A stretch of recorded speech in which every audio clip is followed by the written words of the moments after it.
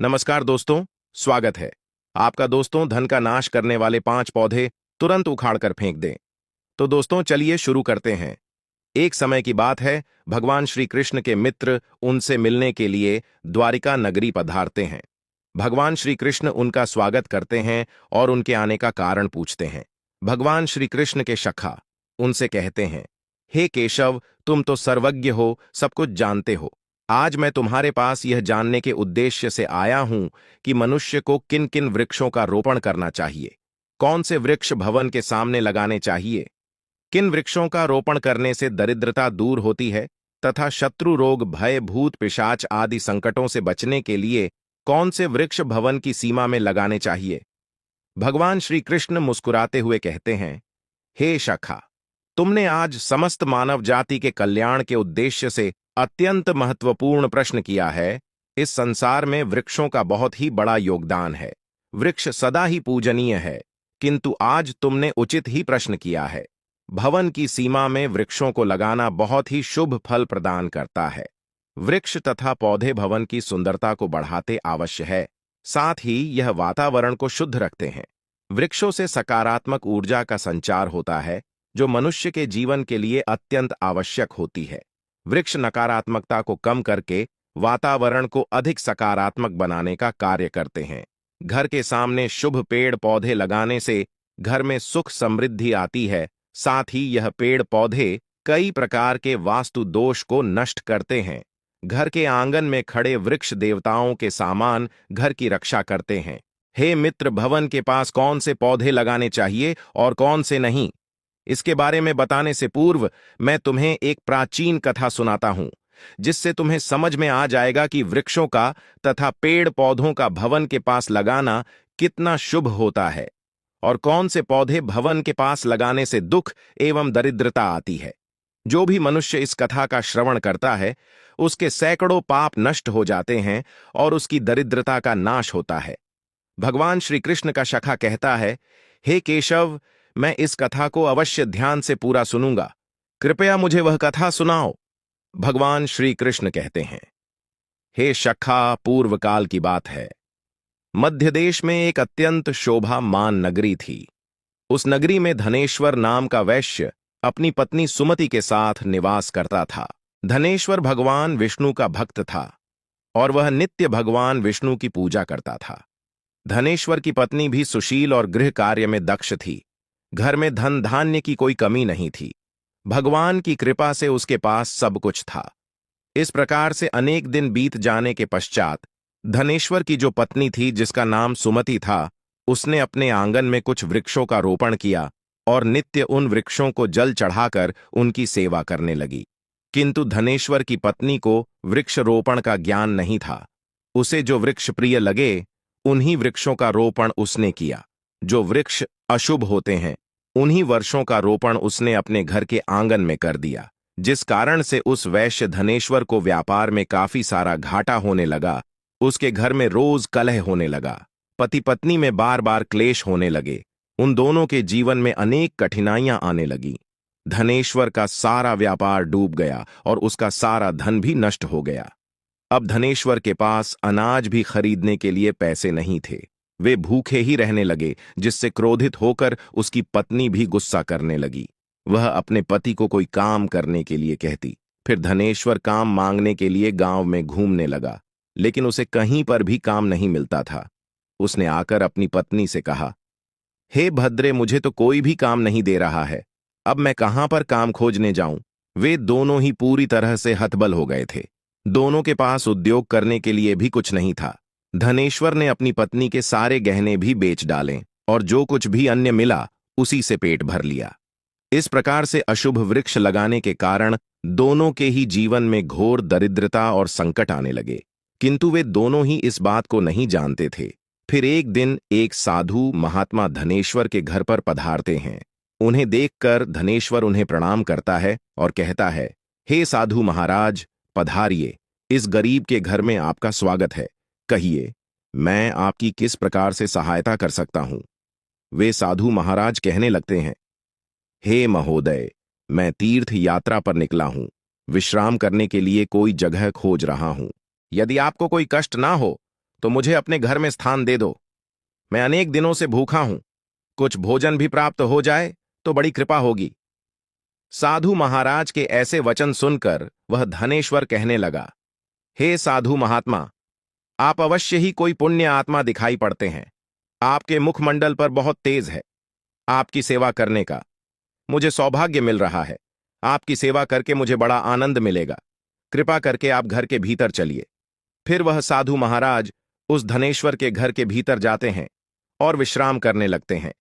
धनेश्वर उन साधु महाराज की बड़ी सेवा करता है, किंतु उसके पास अन्न का एक दाना नहीं होता है।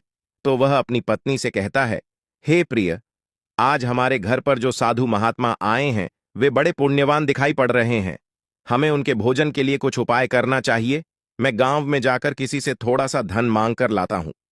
इतना कहकर वह धनेश्वर गांव में एक सेठ के घर पर जाता है और उस सेठ से थोड़ा सा धन देने की विनती करता है। किंतु वह सेठ उस वैश्य को धन देने से इनकार करता है और कहता है, तुम्हारे पास तो फूटी कौड़ी नहीं है, तो मेरा धन कैसे वापस करोगे? धनेश्वर कहता है, हे सेठ, कृपा करके आप मुझे थोड़ा सा धन दीजिए, मैं जल्दी ही आपको लौटा दूंगा। यदि मैं धन नहीं लौटा पाया, आप मेरा घर ले लीजिए। धनेश्वर की बात सुनकर उस सेठ को उस पर थोड़ी दया आती है और वह उसे धन देते हुए कहता है, हे वैश्य, यदि तुमने धन नहीं लौटा पाया तो तुम स्वयं ही मुझे अपना घर सौंप दो। धनेश्वर कहता है, हे सेठ, मैं वचन देता हूं, यदि मैं धन नहीं लौटाया तो मैं आपको मेरा घर सौंप दूंगा। फिर धनेश्वर उस सेठ से धन लेकर बाजार से दूध, चावल, सब्जी, आटा, शक्कर आदि चीजें खरीद लेता है और लौटकर अपने घर आ जाता है। फिर वह अपनी पत्नी से कहता है, हे प्रिय, तुम उन साधु महात्मा के लिए भोजन बनाओ। फिर धनेश्वर की पत्नी भोजन बनाती है और उन साधु महात्मा को भोजन परोसती है। इस प्रकार से उस धनेश्वर की भक्ति और निष्ठा को देखकर वे साधु महाराज बहुत प्रसन्न हो जाते हैं। भोजन हो जाने के पश्चात वे जाते जाते उस धनेश्वर से कहते हैं, हे वैश्य, मैं तुम्हारी भक्ति और आदर सम्मान से अत्यंत प्रसन्न हूं। तुम्हारी जो भी कामना है मुझे बताओ, मैं अवश्य पूरी करूंगा। तब वह धनेश्वर कहता है, हे महात्मा, आपका आशीर्वाद ही हमारे लिए सब कुछ है, किंतु मैं आपसे यह जानना चाहता हूं कि किस पाप के कारण मुझे दरिद्रता का दुख भोगना पड़ रहा है। हमने तो भगवान विष्णु की भक्ति की है, फिर हमारे जीवन में दरिद्रता क्यों आई है? इसका क्या कारण है? और इस दरिद्रता को दूर करने के लिए मुझे क्या उपाय करना चाहिए? फिर वह साधु महात्मा कहते हैं, हे वैश्य, मैं जब तुम्हारे द्वार पर आ गया था तभी मुझे यह झांत हो गया था कि तुम्हारे जीवन में घोर दरिद्रता और संकट आए हुए हैं, क्योंकि तुम्हारे भवन के सामने जो वृक्ष है वही तुम्हारी दरिद्रता का कारण है। इसीलिए तुम इन वृक्षों को हटाकर उनके स्थान पर शुभ पौधों का रोपण करो। तुम्हारी पत्नी ने तुम्हारे भवन के सामने जिन वृक्षों का रोपण किया है वे अशुभ वृक्ष हैं, उन्हीं के कारण तुम्हारी ऐसी दुर्दशा हुई है। धनेश्वर कहते हैं, हे महात्मा, कृपा करके मुझे बताइए कि घर के सामने कौन से वृक्ष लगाने चाहिए जिससे घर में सुख समृद्धि हो और कौन से वृक्ष नहीं लगाने चाहिए। कृपा करके आप मुझे विस्तार से समझाइए, मैं आपका बड़ा आभारी रहूंगा। फिर वह साधु महात्मा कहते हैं, हे वैश्य, ठीक है, अब मैं तुम्हें उन शुभ वृक्षों के विषय में बताता हूं जिन्हें घर के पास लगाने से शुभ फलों की प्राप्ति होती है। इसीलिए तुम ध्यानपूर्वक सुनो। हे वैश्य, किसी जलाशय के समीप पीपल का वृक्ष लगाने वाले मनुष्य को जो फल मिलता है वह सैकड़ों यज्ञों के समान होता है।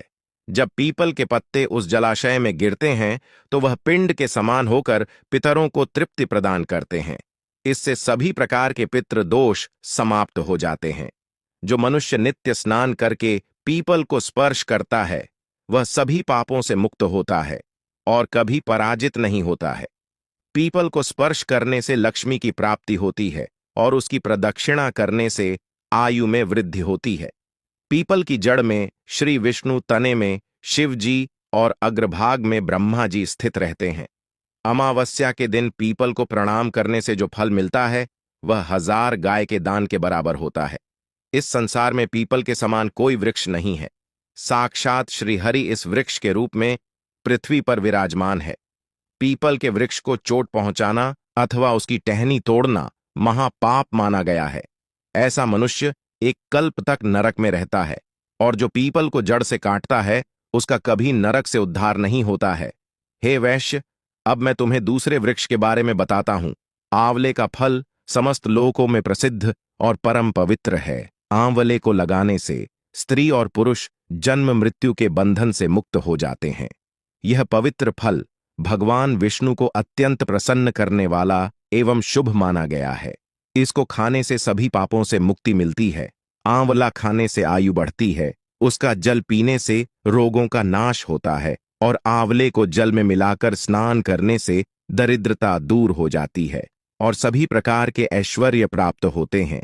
जिस घर में आंवला सदा मौजूद रहता है उस घर में कभी दैत्य और राक्षस नहीं आते हैं। एकादशी के दिन अगर आंवला मिल जाए तो संसार के सभी तीर्थ से बढ़कर फल प्राप्त होता है। अपने केस में आंवला लगाने वाला फिर से मृत्यु लोक पर जन्म नहीं लेता है। जिस घर के सामने आंवले का वृक्ष होता है वहां पर साक्षात लक्ष्मी नारायण निवास करते हैं। तीसरा है अशोक का वृक्ष। अशोक के वृक्ष में अप्सराओं का निवास होता है। यह वृक्ष शोक का नाश करने वाला तथा निराशा को समाप्त करने वाला होता है। इस वृक्ष को घर के पास लगाने से घर में सुख शांति बनी रहती है। अशोक का वृक्ष शीतलता और यौवन प्रदान करने वाला होता है। मां लक्ष्मी में जब देवी सीता के रूप में अवतार लिया था तब रावण द्वारा अपहरण करने के बाद उनका वास अशोक वाटिका में था। अशोक के वृक्ष ने मां सीता की बहुत सेवा की थी, इसीलिए मां सीता ने अशोक वृक्ष को यह वरदान दिया था कि जिस भी स्थान पर यह वृक्ष होगा वहां पर उनका सदैव ही निवास होगा। चौथ है पाखड़ का वृक्ष।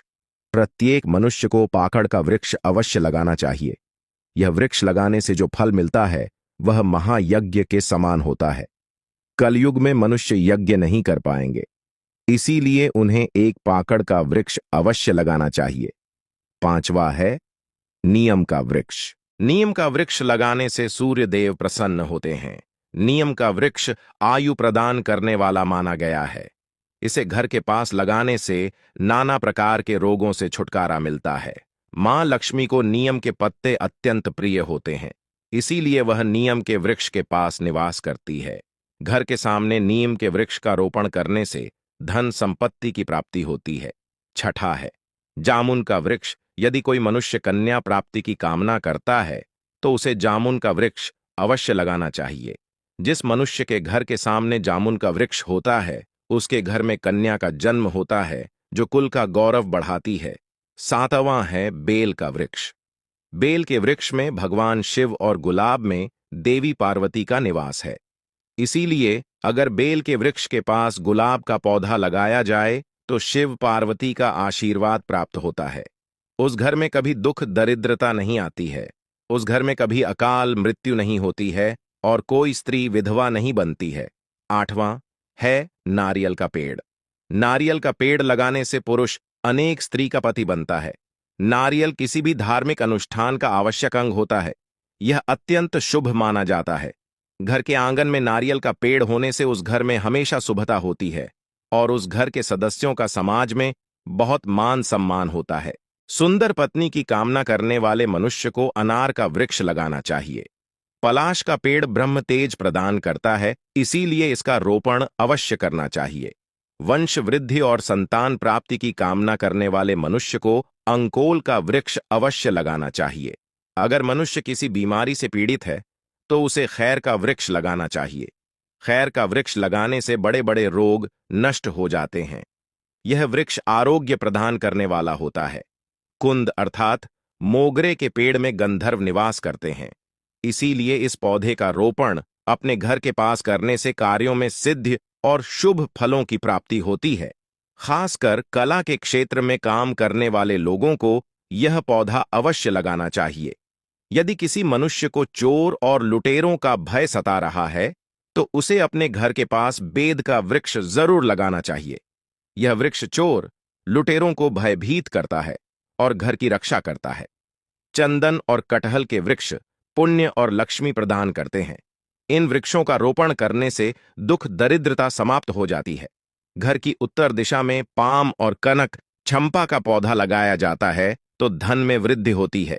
केले का पेड़ भी बहुत शुभ होता है और यह घर में सुख, समृद्धि और खुशहाली लाता है। केले के पेड़ में भगवान विष्णु का वास होता है। इसीलिए घर में केले का पेड़ होने से घर में धन की कमी नहीं होती है। हर श्रृंगार के पौधे को पारिजात भी कहा जाता है। इस पौधे की उत्पत्ति समुद्र मंथन के समय हुई थी और मां लक्ष्मी भी समुद्र मंथन से ही प्रकट हुई है। इसीलिए पारिजात के पौधे का बहुत अधिक महत्व है। यदि इस पौधे को अपने घर पर लगाते हैं तो आपको मां लक्ष्मी की विशेष कृपा प्राप्त होगी। मनुष्य को कभी भी ताड़ का वृक्ष नहीं लगाना चाहिए। ताड़ का वृक्ष संतान का नाश करने वाला होता है।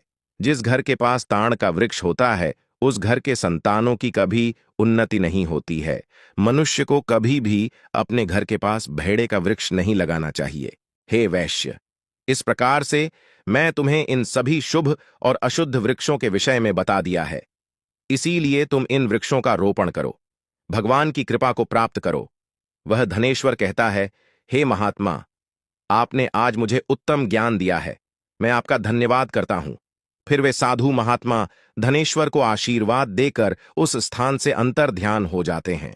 साधु महात्मा को अचानक से अदृश्य हुआ देखकर धनेश्वर और उसकी पत्नी को आश्चर्य होता है। फिर उन्हें समझ में आ जाता है कि साक्षात भगवान विष्णु ही उनके घर पर आए थे। फिर धनेश्वर उन साधु महात्मा के कहे अनुसार अपने घर के सामने अनेक शुभ वृक्षों का रोपण करता है, जिससे अचानक ही उसे बहुत सारे धन की प्राप्ति होती है और उसकी दरिद्रता दूर हो जाती है। धनेश्वर और उसकी पत्नी भगवान विष्णु को धन्यवाद करने लगते हैं। भगवान श्री कृष्ण कहते हैं, हे सखा, इस प्रकार से मैं तुम्हें शुभ और अशुभ दोनों प्रकार के वृक्षों के बारे में बताया है। अब तुम भी जाकर अपने भवन के पास इन वृक्षों का रोपण करो। तो दोस्तों, इस प्रकार से भगवान श्री कृष्ण ने भवन के पास लगाए जाने वाले शुभ और अशुभ वृक्षों के बारे में बताया है। उम्मीद है आपको यह कथा पसंद आई होगी।